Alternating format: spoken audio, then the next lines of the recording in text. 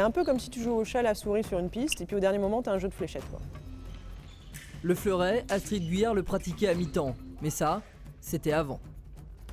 Ouais, j'avais une double vie bien remplie, avec d'un côté le matin mon travail d'ingénieur à Astrium, où je m'occupais de la conception des véhicules spatiaux, et puis l'après-midi où je courais à l'INSEP pour être à l'heure à l'entraînement, et encore j'arrivais souvent en retard. Il ne faut pas que tu fasses un mouvement pour dire « Allez ma chérie, fais ta contre-attaque, que moi je puisse enfin démarrer. T'y vas !» C'est vraiment le jour et la nuit, c'est quelqu'un de maintenant qui est disponible, qui passe pas des journées de 15 heures dans la voiture, les embouteillages. Astrid Guyard est devenue escrimeuse à 100%, un processus qui lui a ouvert la voie des Jeux le 25 mars dernier. Je n'imaginais pas de lundi 26 mars. C'est-à-dire qu'au moment où il y avait une date butoir qui était le dimanche 25 mars, qualifié ou non qualifié, et que dans le calendrier, il y avait une espèce de trou dans l'espace-temps. Il n'y avait pas de lundi 26 mars.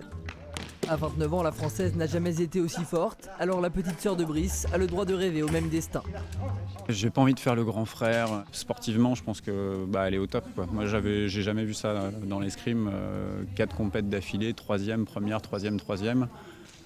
Le texto que je lui ai envoyé, d'ailleurs, après ça, je lui ai dit « Fais gaffe, tu vas choper une tendinite au genou à force de monter et de descendre des podiums. » Le grand frère lui a conseillé de ne pas se prendre la tête, d'essayer de profiter de l'événement au maximum. Mais Astrid intellectualise tout, et parfois trop. Pourquoi tu te prends la tête et pourquoi d'un coup ça devient source de pression, d'angoisse? Ces angoisses, en fait, c'est des fois de trop vouloir bien faire, quoi. Elle veut que tout soit parfait, elle veut tout contrôler, tout maîtriser.